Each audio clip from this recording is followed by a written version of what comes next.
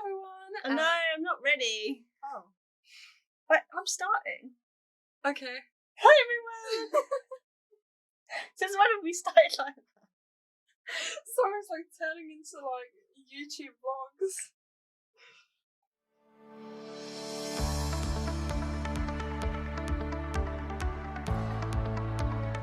So hello, I'm Olivia, and this is my co-host Dama. And we are your hosts of the podcast Panic and Me, and today we're going to talk a little bit about therapy. Yep. So do you want to start?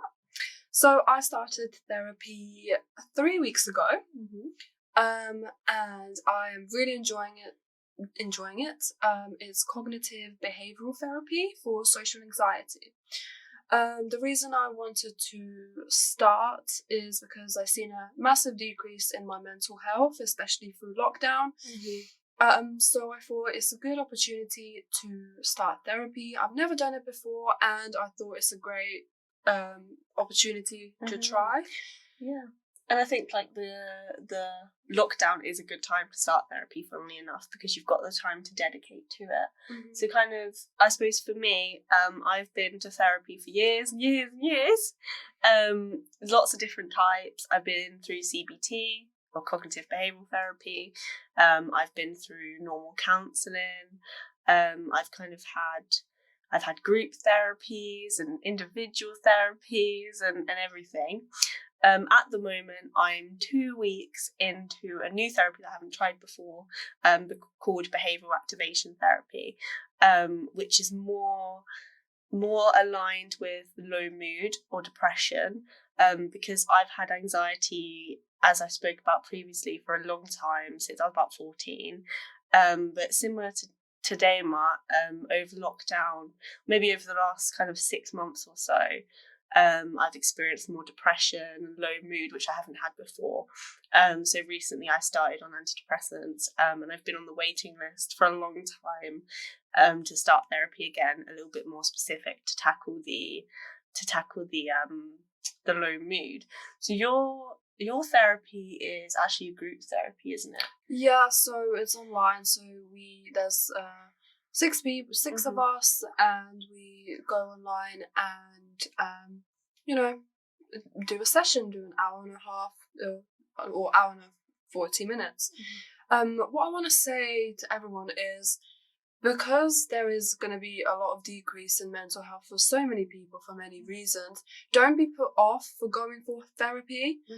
Even if you are going to be on a waiting list, like you said, don't worry, you'll get it. And I urge you to, seek out for it, even though you might have like thoughts that like, oh, but other people might need it more. Don't worry about that. This is a time for you.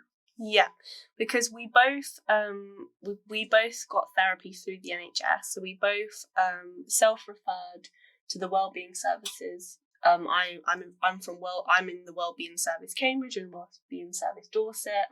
And obviously because yours is group therapy, you have to be very careful what you say, because there's things around kind of confidentiality. Yeah, I won't say anything about really what's happening in the therapy, because kind of at the beginning you make these ground rules, don't you? And one is, to keep everything secret, really, which all about identity. Whereas mine is 1-to-1, and I do mine over the phone. But what I was going to say, actually, on your point about being on a waiting list, so I actually have been on a waiting list so I've been with the wellbeing service for a year. And the first thing that I was given was a self-help online course. So there wasn't a much wait for it. It was just work from me. Because in therapy, every week you get homework anyway, don't you? And we can probably talk a little bit about the homework as we go on. But because they were so oversubscribed, they gave me this online course, and it really helped. I'm in recovery from anxiety, and I think that played a big part. I got 3 options to choose from, which is exactly what you said: 1-to-1 or group. So I chose group, but for other people it might be different things to try. Yeah, because I was basically just given 1-on-1 because I've already tried self-help, and I felt like I needed more robust support for the low mood. So should we talk a little bit more about, obviously, what we can about what's in our therapies and kind of what that entails? So I don't mind going first. Yeah, go first. So with behavioural activation, the idea basically is that the more you move and the more you do things, the more you want to do things. Yeah. So with depression, and something that I experienced, is that you get really sad and you get really down and you lack motivation and you just want to sleep all day. You just want to watch TV. So I've only done 2 weeks so far, but in my first week, I had to record everything that I do throughout the day, and how it affected my mood. So everything I was doing, I was writing it down. And I realised how much TV I watch. I realised how much I sleep. The therapist didn't even need to tell you. You already knew that yourself. Yeah, literally. I kind of go... but I also noticed that certain things improve my mood, like getting out the guinea pigs from the cage. What else? Going for a walk. Just simple little things. Just getting a bit of work done. Yeah. And I started to actually understand that if I do more, I feel better. So this week, my homework is that I need to write down all the things that I do or have avoided doing. Yeah, so I have to write that all down and what I think is the least hardest to achieve to the most hardest. Yeah. So one thing, for example, that I've been avoiding is hoovering my bedroom. And what I have to do then is, try to work my way through this list. So what I done the other day was hoovered my bedroom, and I haven't done it, for a while because I've lacked motivation doing my dissertation, and I'm starting to do some of that. And it's what they call a graded approach. So you only have to start off small. Some people might go into behavioural activation with even lower motivation than I have. So I managed to do the basic things throughout my day. But it's more like the medium to high difficulty things. And it's important to stress that you always say to me, like, do your homework, because that's the only thing that will help you get. Yeah, because you're not going to gain much from just 1 hour, 2 hours of therapy a week. You have to do your homework. Yeah. So in my therapy, we learn about how the body functions when anxiety and panic attacks are happening. We did mindfulness, trying to refocus thoughts on breathing, things like that. What else? Writing a list, same as you. Trying to work through my social anxiety. So what scares me the least to what scares me the most. So I need to work through that hierarchy to try and achieve and overcome those fears. Yeah, but therapy really isn't like, tell me about your relationship with your parents. It isn't like that at all.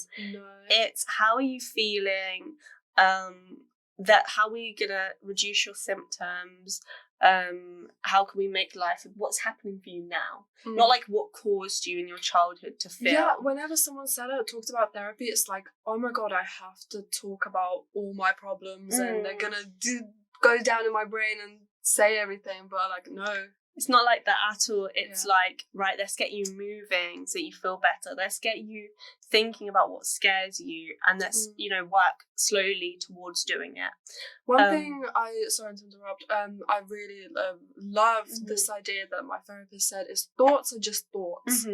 So sometimes when I'm having bad thoughts, I'm like, oh my god, it's just a thought. Like, it's okay. Yeah, and another one, like for me, is physical feelings are just physical feelings.